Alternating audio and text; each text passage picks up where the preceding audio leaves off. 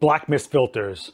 You've been hearing that a lot lately, especially if you're into all this type of stuff. And you're like, wait, what? Black mist on glass? Why would I want that? What does it do? Hold on, you're here now. We're gonna talk about what black mist filters are, what they do, when you would want to use them, what kind of look you actually get out of them. And you might even have a DJI Osmo Pocket 3 like you're watching me on right now. And I've seen the black mist filter available for this camera. Well, we're gonna slap it on here, actually look at it and break down what's actually happening here. And maybe you can make a decision for yourself. But pretty much it's gonna be a super fast crash course on what black mist filters are. So stick around, we've got a bunch of stuff to talk about.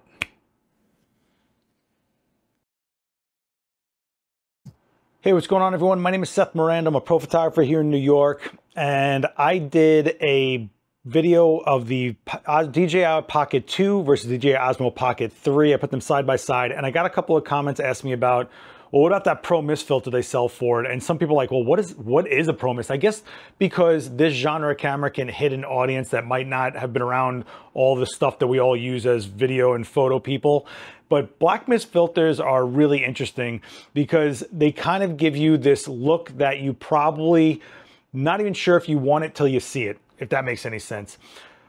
Just so you have a quick history on this, a million years ago, we used to take sheets of glass and press them onto ink pads and get speckles of black and then put them in front of our camera. And because we would be focusing past that speckle, it would soften up the image.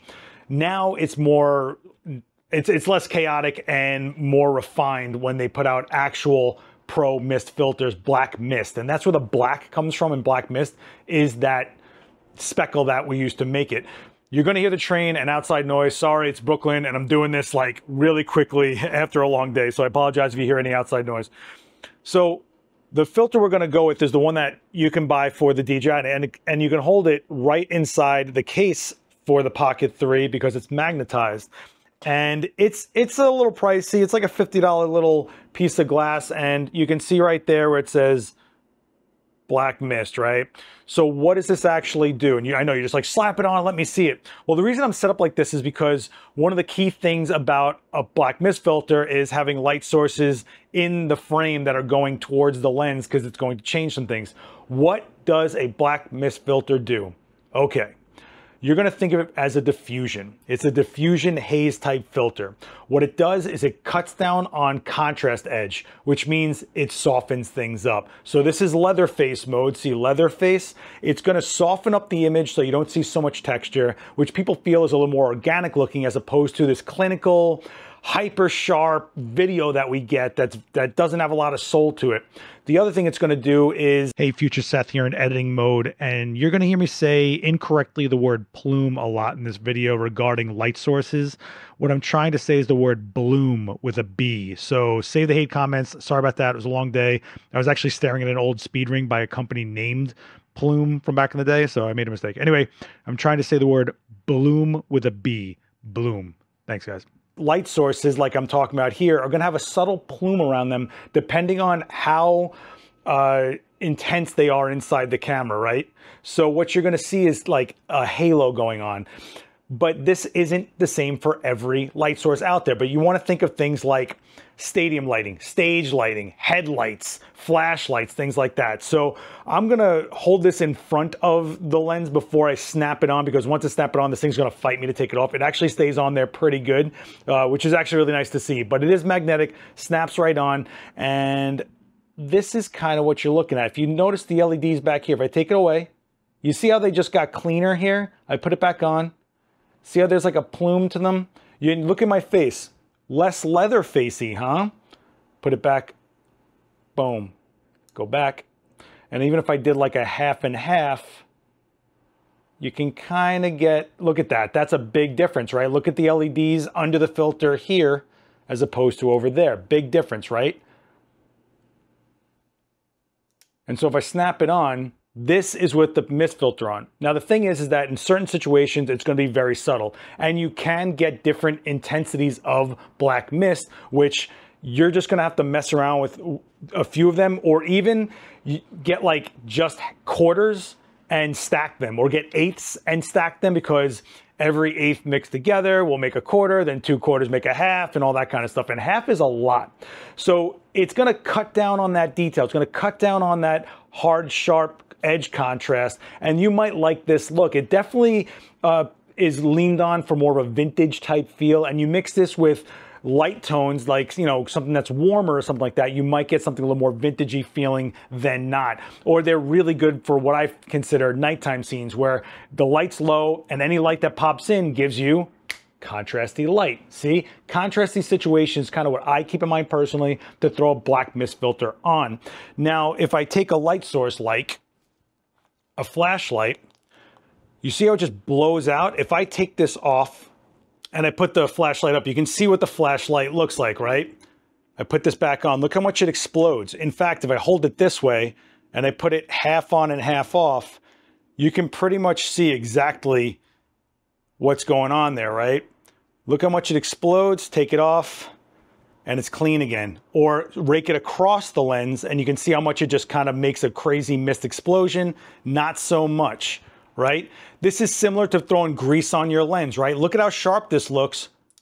Not so much anymore, right? A lot of people call this dreamlike. I don't know if I would call it that, but a pin source, look at that. This is just 1 or 2 LEDs, right the lens, take it off, a lot cleaner and sharper, put the filter back on, explodes more, right? So you definitely get a different quality to it. It's a mood, it's a tone, it's a feel. There's no real like, oh, this is the exact moment that you would use this filter. It's not one of those types of filters. And you can really mess around with these. You can smudge them up, you can fog them up, breathe on them for a second if you want to get like a few moments of something. But it's really cool if you want to show something, I feel, gives you a sense of temperature. What do I mean by that? Well, let's say it's snowing outside and it's like really icy on the ground, and you know that haze that you feel from ice, you know, that vapor, you can kind of get that sense going on here without it being super cold out or on set. You can kind of fake it a little more. Or hot and steamy, it's humid, it's got that vapor feel, right? Haze, right? So you're kind of getting this look with just slapping a piece of glass on there, and it's definitely a way to change your image, and you are married to this. There's no changing this in post. You don't want to hyper sharpen your image after the fact if you felt that this didn't work out. So it's kind of worth just messing around with it. And if anything, it's one of those filters that you can keep around, throw in your bag, and if you feel like there's a creative moment for it, it's kind of worth every dollar you spend on them when you get that look that you wouldn't get another way. And at least with filters that you are buying instead of ones that you're making with whatever you do to it to distort it, whether it's smudge it or put it on ink or whatever, you're getting a consistency factor. So you know what that exact filter will look like.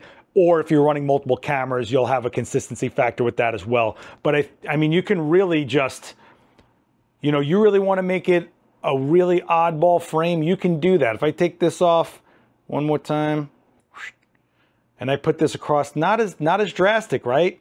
It's just a light source. But if I put that back on, whoa, it's really filling that frame up. So I'm sure this was an obnoxious video for some of you, but I just thought, I was getting a bunch of questions about it, and I myself was wondering, well, what does their filter look like?